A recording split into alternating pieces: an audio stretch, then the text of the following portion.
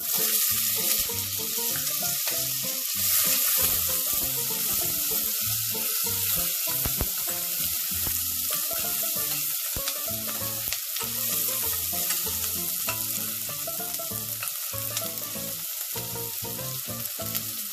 lulutuin ko ngayon ay sinigang style na upo. Kasi lalagyan ko siya ng maasim. Lagyan natin ng kamatis para maraming kamatis yan. So tutuloy-tuloy lang natin yung pagigisa hanggang sa yung kamatis ay madurog. Durog na durog ba? So lagyan na natin siya ng salt.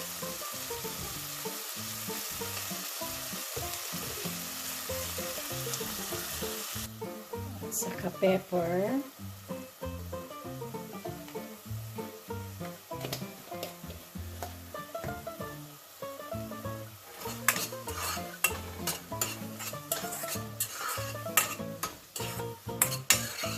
Medyo tunaw na po yung ating ito na yung ating kamatis. Durog na. Susunod natin dito ay ang ating giniling.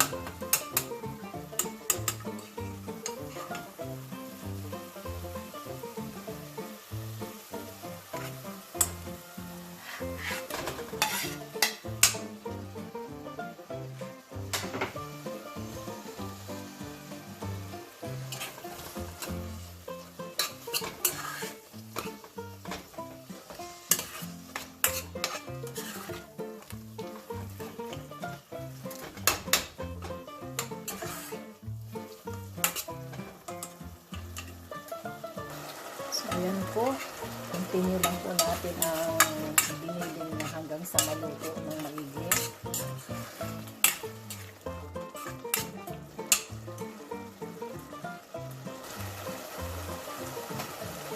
Biniling natin ang sisig.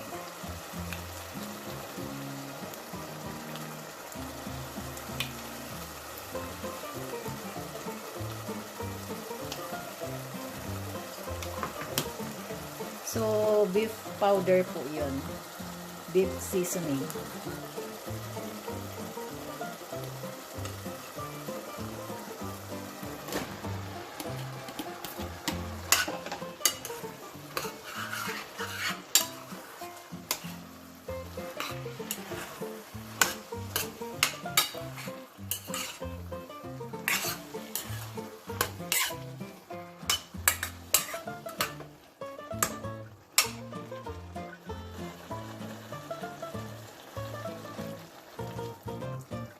Dahil nga po sinigang siya, syempre maraming sabaw. Lalagyan natin ng maraming sabaw.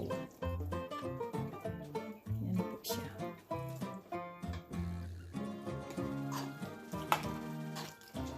So, i-adjust nyo na lang po yung inyong mga lasa. Depende po yan. May kanya-kanya tayong panlasa. So, yan ako bahala.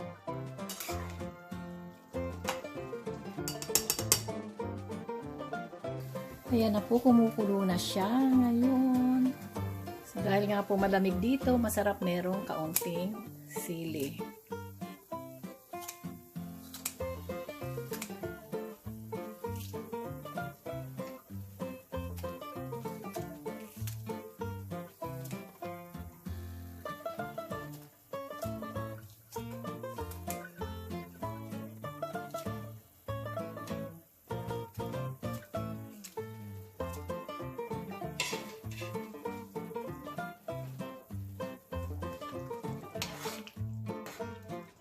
Sana hindi masyadong maanghang. So, ngayon, lalagyan natin ng sinigang.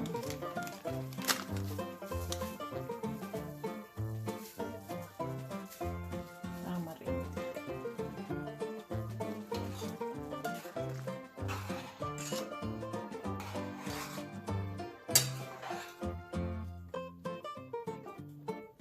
Asin na medyo maanghang-anghang. Adjust natin yung ating salt kasi nawala yung salt niya.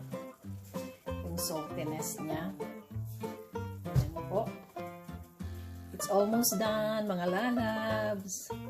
Thank you for watching. Ikaw na po ipapakita sa inyo paano ako kumain. Talagang malakas ako kumain. Almost done.